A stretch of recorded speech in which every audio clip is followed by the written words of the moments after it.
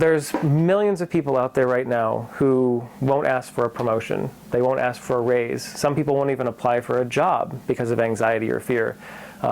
Students will sit on assignments for weeks and for months and maybe not turn in a presentation or turn in a paper because of a fear of failure. Professors will not submit things because of a fear of failure.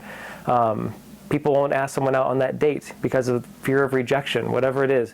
There's all sorts of fears and anxieties that we build up in our head that are completely illogical and completely irrational.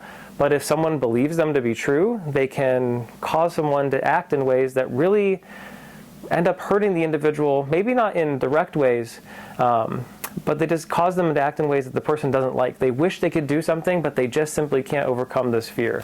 And that's why I chose the title that I did for this presentation.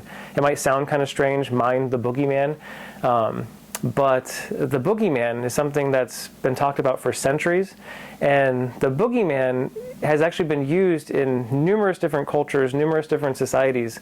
It was created by parents of children, which might sound cruel, but the boogeyman is something, it's a mythical creature that parents tell their kids about to frighten them into behaving correctly, which again might sound completely evil. But why does it work?